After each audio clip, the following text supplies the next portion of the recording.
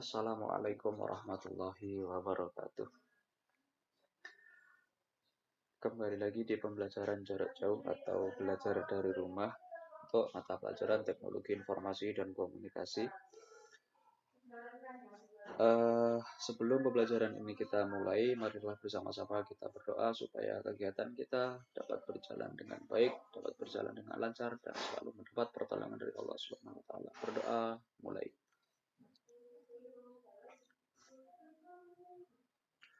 Berdoa selesai. Selanjutnya, silakan untuk mengisi daftar hadir pada link yang sudah saya kirimkan di grup pembelajaran kita. Silakan diisi nama dan pilih sesuai dengan kelasnya, kemudian kirim untuk mengisi daftar hadirnya. Baiklah, bagi yang sudah tidak perlu mengisi ulang karena nanti datanya akan ganda. Dan pada pembelajaran ini kita akan membahas dampak media sosial. Semuanya pasti sudah tahu media sosial dan pasti semuanya sudah memiliki akun media sosial. Dan semuanya pasti menggunakan media sosial. Nah, perkembangan teknologi saat ini banyak membuat perubahan terutama di bidang komunikasi. Ya. Karena memang media sosial dihadirkan untuk membuat komunikasi dan berbagai macam kegiatan menjadi lebih mudah. Memang dengan hadirnya media sosial ini kita bisa melakukan berbagai hal di dunia maya dengan sangat gampang, dengan sangat mudah. Apalagi ditunjang dengan adanya smartphone atau telepon pintar. Namun kita harus bijak dalam menggunakan smartphone dan media sosial ini. Ya. Karena fitur yang dimiliki oleh smartphone ini sangat-sangat luar biasa. Ya, media sosial apapun bisa kita gunakan dari smartphone. Hampir setiap orang di dunia memiliki media sosial kan. Ya, termasuk anak-anak semuanya juga ini pasti punya media sosial. Ya, tak terkecuali tokoh-tokoh penting atau lembaga-lembaga negara yang memiliki media sosial. Dengan adanya media sosial ini bisa diikuti, bisa diupdate semua berbagai kegiatannya dan bisa diakses oleh masyarakat luas. Ya. Dan media sosial ini seakan-akan menjadi satu kebutuhan penting bagi masyarakat, karena jika tanpa media sosial bisa saja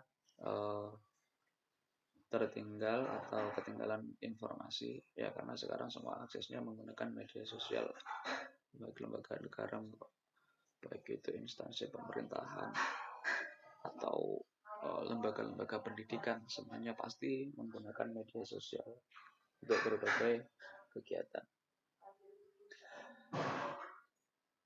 Namun dari kemajuan teknologi ini, terutama di bidang komunikasi dan media sosial ini banyak memberikan dampak-dampak positif, tapi juga kita perlu memperhatikan dampak-dampak negatifnya. Nah, sebelum kita mempelajari tentang dampak positif dan negatif dari media sosial ini, terlebih dahulu kita akan pengenalan tentang media sosial.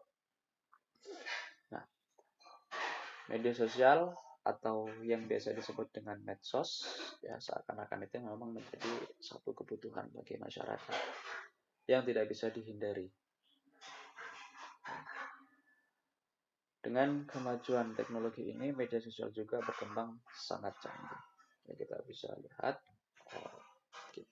sebagai user atau sebagai pengguna medsos, canggihannya sudah sangat luar biasa sekali. Nah, dari media sosial ini ya kita bisa berbagi, bisa berkreasi, dan juga bisa berpartisipasi. Ya. Tapi ini kita berbagi, berpartisipasi, dan berkreasi dalam dunia maya. Selain itu juga media sosial mampu mengubah pola atau cara berkomunikasi, ya. Cara berkomunikasi, terutama berkomunikasi jarak jauh, sehingga ini lebih mudah untuk kita lakukan. Dengan menggunakan media sosial ini kita bisa berkomunikasi dengan siapa saja yang ada di seluruh dunia. Ya. Karena memang media sosial ini memiliki jaringan yang sangat luas, memiliki jaringan di seluruh dunia. Hampir di semua negara itu pasti mengakses media sosial. Bahkan sekarang media sosial itu banyak jenisnya, banyak macamnya, banyak produknya. Dan di sini kita bisa lihat ada Instagram atau IG, kemudian ada Twitter, ada YouTube, ada WhatsApp, ada Facebook ya. Baiklah, sekarang kita akan lihat bagaimanakah perkembangan teknologi informasi dan komunikasi di bidang media sosial ini. Munculnya media sosial ini berawal pada tahun 1978 dengan ditemukannya sistem papan buletin oleh seseorang yang bernama Christensen dan Randy Suess. Mereka ini adalah ahli di bidang teknologi komputer. Selanjutnya pada tahun 1995 terjadi perubahan yang sangat mendasar saat situs GeoCities muncul. Ya. Situs ini melayani web hosting yang berguna menyimpan data-data website agar dapat diakses dimanapun. Ya, nanti kalau kita memiliki sebuah hosting atau sewa sebuah hosting untuk menyimpan data-data kita sehingga data kita itu bisa diakses dari mana saja. Kemudian pada tahun yang sama, yaitu pada tahun 1995,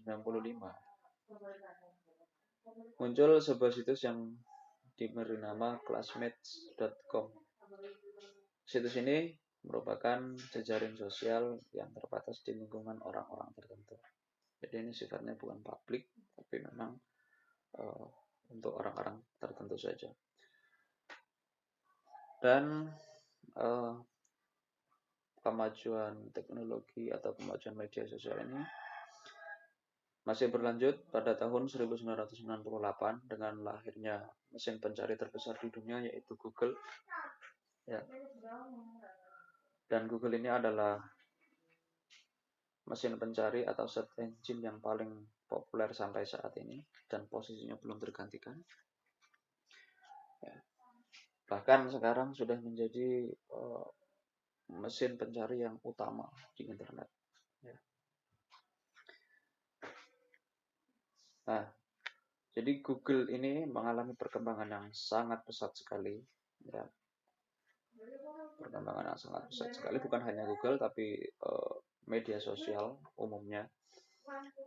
Dengan ditemukannya situs untuk membuat blog pribadi yaitu Blogger.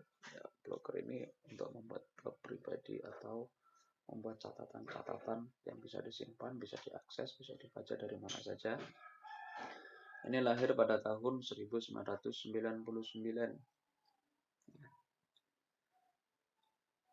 Selanjutnya pada 2 tahun berikutnya muncul sebuah situs yang bernama Wikipedia. Wikipedia ini adalah situs ensiklopedia online terbesar di dunia karena di dalamnya memuat semua informasi. Jika kita mencari sebuah informasi tentang sesuatu, nanti akan muncul Wikipedia. Di situ akan memberikan informasi terkait informasi apa yang kita cari. Wikipedia ini bisa kita lihat pada mesin pencari, kita bisa lihat pada Google atau pada mesin pencari yang lain. Dan nanti akan muncul kalau kita cari misal tentang informasi WhatsApp. Nah, WhatsApp ini kalau kita cari di Wikipedia nanti akan keluar penjelasan-penjelasan tentang WhatsApp mulai dari sejarah, mulai kapan berdirinya, siapa pendirinya, bahkan dia bisa memberikan penjelasan secara lengkap dan rinci. Nah, sebenarnya media sosial itu bukan hanya WhatsApp, YouTube, Twitter, Instagram, dan Facebook saja, tapi masih banyak media sosial yang lain seperti LinkedIn, kemudian ada Tumblr, kemudian ada Pinterest. Dan masing-masing ini memiliki keunggulan dan kelebihannya. Semuanya menarik kecanggihan masing-masing. Kalau Facebook, Instagram ini berbagi banyak hal, kemudian YouTube berbagi video, Twitter juga berbagi banyak hal, kemudian Pinterest ini berbagi picture atau berbagi gambar. Nah, dari masing-masing pasti memiliki kelebihan dan kekurangan. Kemudian pada tahun 2022, Friendster muncul sebagai situs anak muda pertama yang awalnya disediakan untuk tempat pencarian jodoh. Ya. Pada masanya Friendster ini sangat diminati oleh para remaja, para anak muda untuk saling berkenalan, untuk saling berkomunikasi. Tapi hingga akhir tahun 2005, Friendster ini muncul sebagai media sosial yang paling diminati oleh masyarakat sebelum hadirnya Facebook. Sebelum Facebook populer ya. Tapi setelah Facebook populer, Friendster ini perlahan-lahan hilang. Perlahan-lahan ditinggalkan oleh para penggunanya. Dan sekarang yang memang paling populer itu adalah Facebook. Ya, adalah Facebook, Instagram, dan Twitter. Itulah sekilas tentang pengenalan perkembangan media sosial. Dan sekarang kita akan melihat bagaimana sejarah dari Facebook. Ya, Facebook ini adalah media sosial yang sangat terkenal, yang sangat populer, dan banyak sekali penggunanya. Ini lahir pada tahun 2006 ya, dan masih eksis sampai sekarang, dan sekarang berubah nama menjadi Meta karena memang pendirinya ingin membuat sebuah teknologi yang disebut dengan teknologi Metaverse, di mana Metaverse ini adalah sebagai dunia kedua. Ya, kita sebut dunia kedua. Nah, Facebook ini didirikan oleh seorang yang bernama Mark Zuckerberg, ya, di mana Mark Zuckerberg ini bersama dengan teman-temannya yang sama-sama menjadi mahasiswa di Universitas Harvard, Amerika, yaitu Edward Shifrin, kemudian Andrew McCallum, Dustin Moskovitz, dan Chris Hughes. Ya. Dan Facebook ini diambil dari istilah di Amerika Serikat untuk saling mengenal antara sesama sivitas akademiknya. Jadi untuk mengenal sama-sama sebagai mahasiswa di universitas tersebut, diberilah nama Facebook. Awalnya Facebook ini hanya digunakan untuk sesama sivitas akademik saja. Ya. Hanya digunakan untuk sivitas akademik saja. Tujuannya adalah untuk saling mengenal seluruh sivitas akademik yang ada di kampus tersebut. Ya. Bahkan bukan hanya di kampus tersebut, tapi juga di seluruh kampus yang ada di Amerika. Ya. Kemudian Facebook ini melakukan perkembangan yang sangat luas, diperkenalkan di seluruh kampus-kampus yang ada di seluruh dunia, termasuk juga di Indonesia. Nah. Dan tepatnya pada tanggal 11 September tahun 2006, Facebook membuat satu langkah penting, yaitu mengizinkan aksesnya ke seluruh pengguna yang mempunyai alamat email valid. Ya, jadi kita untuk membuat akun Facebook ini harus memiliki akun email yang valid atau nomor telepon yang aktif. Jadi supaya lebih mudah untuk melakukan pendaftaran di Facebook ini kita harus punya alamat email valid atau email aktif yang bisa kita akses, juga harus memiliki nomor telepon. Nah,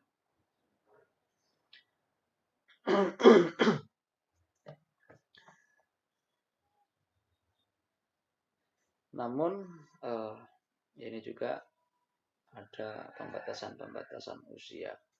Jadi tidak semua usia itu bisa membuat akun Facebook. Ya,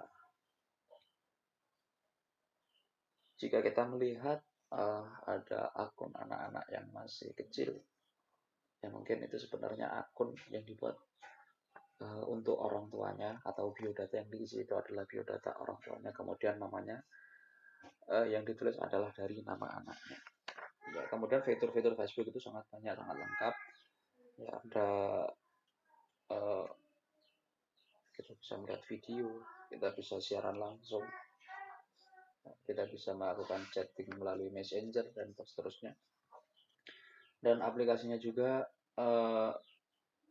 ada yang versi light, ada yang versi bukan light. Ya. Kita tinggal pilih saja kalau kita mau menggunakan Facebook di smartphone kita, sesuaikan dengan kemampuan smartphone kita. Ya, karena filenya itu sangat besar, kecuali yang light. Kalau yang light itu kan nggak terlalu besar, tapi fiturnya memang sedikit berbeda dengan yang bukan light. Oke, dari manfaat Facebook ini, ya, sesuai dengan slogan yang dibuat oleh Facebook, ya, Facebook membantu Anda terhubung dan berbagi dengan orang-orang dalam kehidupan Anda. Nah, manfaatnya yang pertama itu bisa menambah teman baru. Ya, kita bisa menambah teman baru. Kadang-kadang dengan orang yang tidak kenal kita bisa berteman di Facebook. Bukan hanya dengan orang-orang yang sudah kenal saja. Selanjutnya adalah mempererat hubungan kekeluargaan antar pengguna. Ini bisa mempererat hubungan kekeluargaan, tapi juga bisa menjauhkan yang dekat. Kenapa bisa menjauhkan yang dekat? Ya karena sibuk atau asik dengan dunianya sendiri, sehingga mengabaikan orang-orang yang ada di sekitarnya. Yang ketiga, dapat digunakan untuk mencari teman lama. Kalau kita sudah lama tidak bertemu dengan teman kita, dengan sahabat kita bisa mencari di Facebook sesuai dengan namanya. Tapi terkadang ada beberapa orang yang menggunakan akun Facebook, nama akun Facebook itu bukan nama aslinya, sehingga walaupun kita cari dengan nama aslinya, itu tidak akan kita temukan. Selanjutnya, mempertemukan seseorang dengan komunitas hobi yang sama. Ini akan membuat sebuah komunitas di Facebook, walaupun itu orang-orang yang tidak kita kenal, tapi memiliki hobi yang sama. Itu bisa akan berkomunikasi dan bertemu dalam Facebook ini. Karena Facebook sendiri memberikan fasilitas grup atau komunitas untuk para pemilik hobi yang sama. Nah, itu sekilas tentang Facebook. Jadi semuanya tergantung dari kita bagaimana dalam menggunakan media sosial ini. Baiklah, itu sekilas tentang Facebook, dan nanti pada pertemuan berikutnya kalau kita masih pembelajaran daring atau pembelajaran dari rumah, kita akan lanjut pada materi berikutnya, yaitu tentang Twitter dan media sosial yang lainnya. Dan karena keterbatasan waktu ini tidak bisa terlalu lama-lama. Mungkin cukup sekian dulu pembelajaran dari kita. Bagi yang belum paham silakan ditanyakan. Bisa melalui kolom komentar atau bisa langsung tanya ke grup pembelajaran kita yang ada di WhatsApp. Dan jangan lupa untuk yang belum absen silakan untuk mengisi absen sesuai dengan link yang saya bagikan di grup. Untuk mengisi nama dan kelas silakan klik kirim untuk mengisi absennya. Oke, cukup sekian dulu dari saya, kurang dan lebihnya mohon maaf. Saya akhiri. Wallahul muwaffiq ila aqwamit thoriq. Assalamualaikum warahmatullahi wabarakatuh.